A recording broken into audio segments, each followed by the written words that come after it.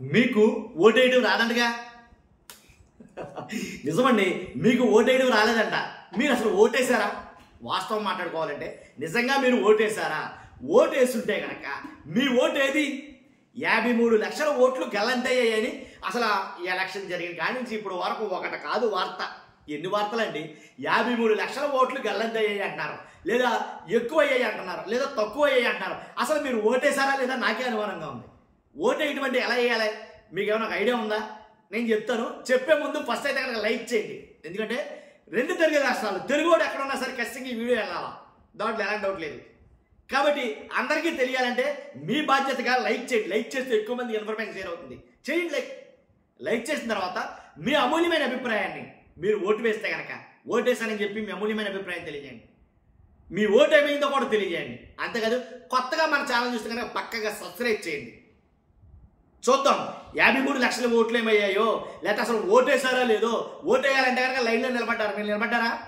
లైన్లో నిలబడ్డ తర్వాత పోలింగ్ బూత్లోకి వెళ్ళిన తర్వాత పోలింగ్ బూత్లో ఒక అతను మన ఓటర్ ఐడెంటిటీ కార్డు చూసి తన పుస్తకంలో తన ఏదైతే ఎన్నికలది ఓటర్ లిస్ట్ ఉంటుందో ఓటర్ లిస్ట్లో చెక్ చేస్తాడు. చెక్ చేశాడా? చెక్ చేసిన తర్వాత కొంచెం ఎదరికెళ్ళిన తర్వాత సంతకం పెట్టాలి. సంతకం పెట్టారా?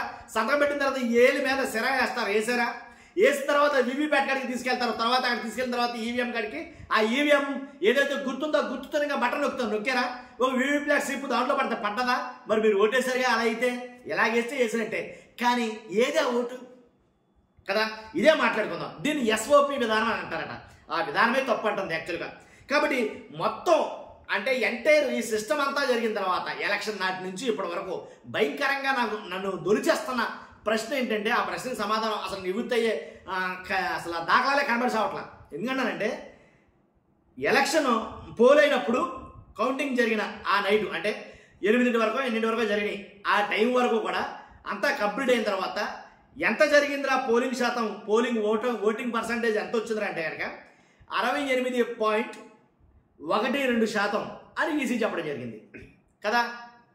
మరి కౌంటింగ్ రోజుని ఎంత ఉందిరా పోలింగ్ పర్సంటేజ్ అంటే కనుక అదే ఈసీ చెప్పింది 81.86. చెవులు ఉన్నాయిగా. 68.12 కాడి నుంచి 81.86కి ఎలా వెళ్ళిపోయింది నాకు అర్థం కాల.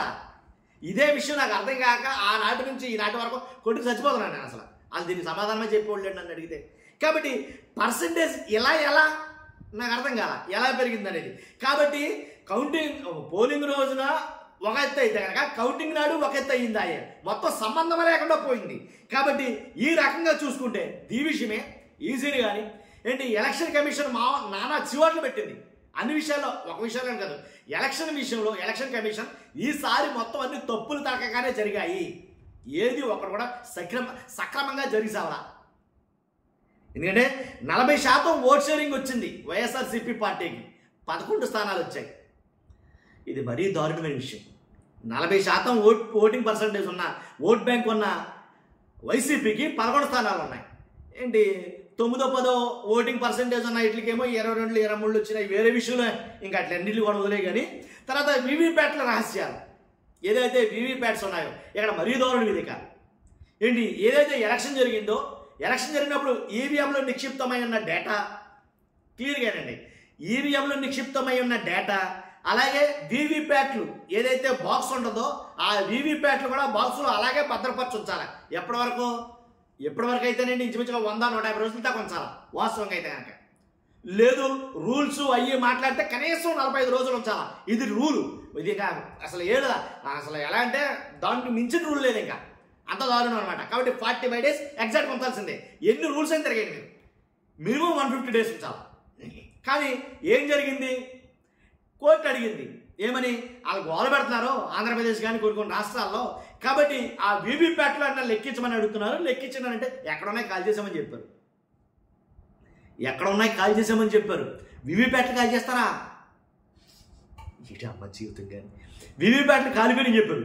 కాలిపోయి చెప్తే ఇంకేం లెక్కేతారుగా. కాలిపోయినట్టే ఇంకా మొత్తం కొట్టేస్తే పోతుంది, కొల్లెడితే సామెత ఉంటుంది మొత్తం సామెత. కాబట్టి ఆ రకంగా జరిగింది ఇక్కడ. కాబట్టి వీవీప్యాట్లు కాలిపోయి ఇంకా లెక్క తగలేదు, డొక్కలేదు, ఏం లేదు ఇక.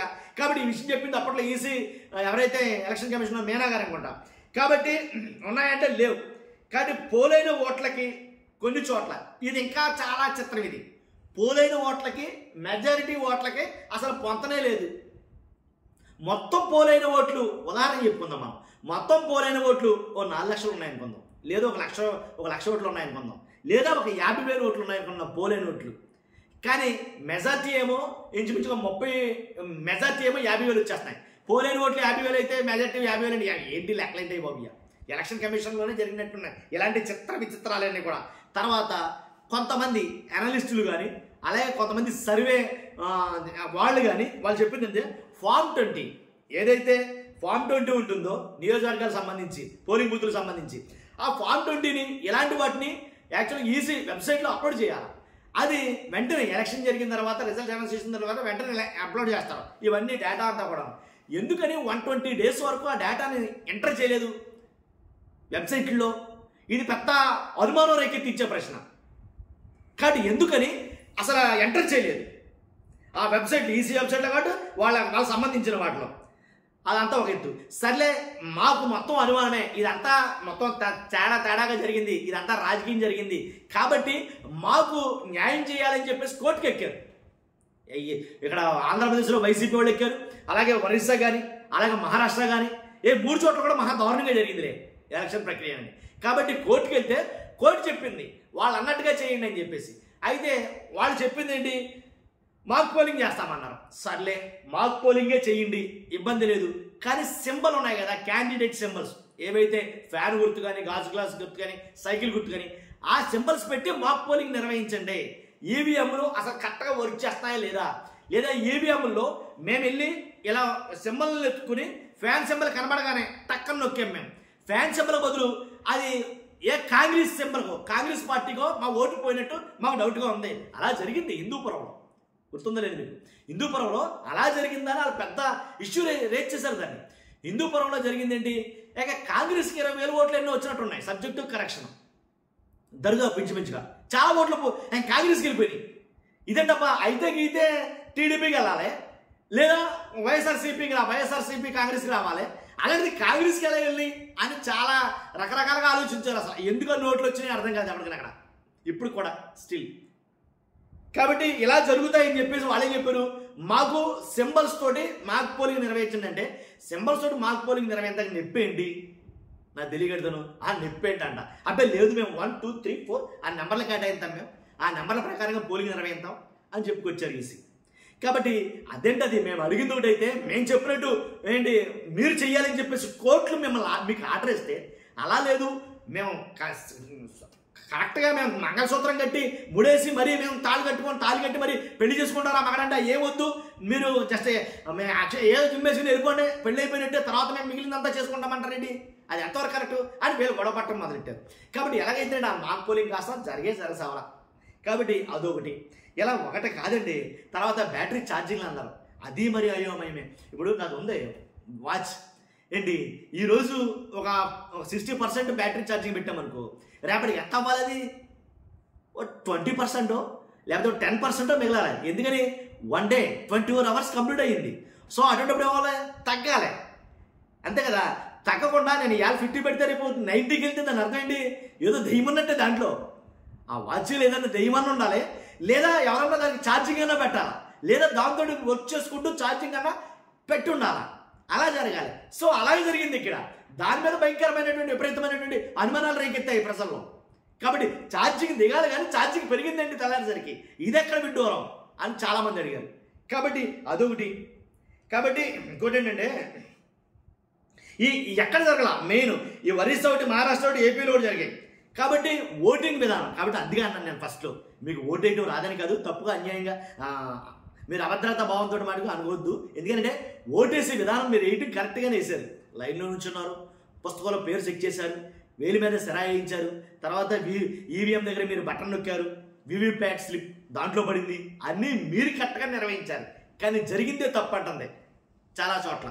ఏం జరిగిందంటే కనుక మీరు వేసిన ఓటు మీరు వేసిన అభ్యర్థికే పడిందా లేదా అనేది పెద్ద $1 మిలియన్ క్వశ్చన్ అని నేను అంటాను. కానీ అదే అర్థమై చావక నిజంగా 15 నెలల నుంచి కొట్టుకొని చేస్తున్నారు. అదే అర్థం చావక ఎక్కడ కాదు, ఆల్రెడీ ఇలాంటి రిస్క్లు జరగకూడదని ఇప్పుడు ఎలక్షన్ జరగబోతున్న బీహార్లో కూడా ఏం మాట్లాడుతున్నారంటే ఎలక్షన్ టైం ముందు నుంచే చాలా జాగ్రత్తగా సీరియస్గా తీసుకున్నది అక్కడ ఎలక్షన్. బీహార్ ఏంటి ఒక ప్రధాన పార్టీ. ఎందుకని అంటే ఎలక్షన్ టైంలో ఎలక్షన్ దగ్గరికి పడిన తర్వాత ఇంకో నెల రోజుల్లో ఎలక్షన్ ఉందనగా ఇప్పుడు ఓటర్ల జాబితా సవరణ ఏంటి? ఇప్పుడు ఎందుకు వచ్చింది అసలు?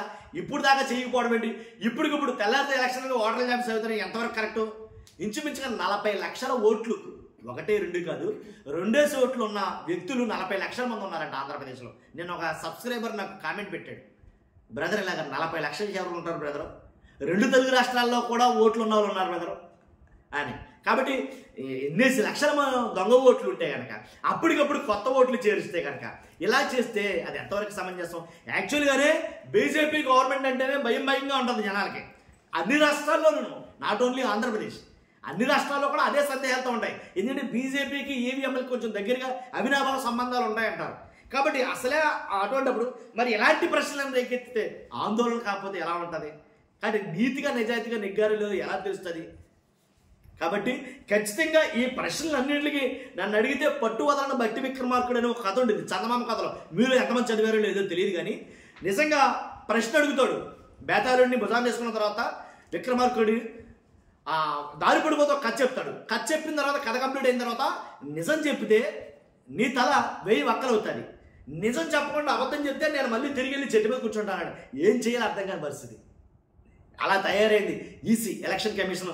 ఈ విధానాలన్నీ చూస్తే కనుక ఇప్పటివరకు మనం చెప్పుకున్న విధానాలన్నీ చూస్తే కనుక ఇక్కడ చూస్తున్న మీరు అందరూ ఖచ్చితంగా ఈ విషయం అయితే కనుక మీ అభిప్రాయాన్ని ఖచ్చితంగా కామెంట్ రూపంలో తెలియజేయండి. ఒక తెలివైనోడి మౌనం, ఒక మేధావి మౌనం ఏంటి పృథ్వీకే చేటు అంట. కాబట్టి మీ అభిప్రాయాన్ని ఖచ్చితంగా తెలియజేయండి. ఫస్ట్ లైక్ చేయండి, ఎక్కువ మందికి షేర్ అవ్వాలి కాబట్టి ఇన్ఫర్మేషన్. అంతేకాదు కొత్తగా చూస్తుంటే కదా మన ఛానల్ పక్కాగా సబ్స్క్రైబ్ చేయండి. Thank you very much.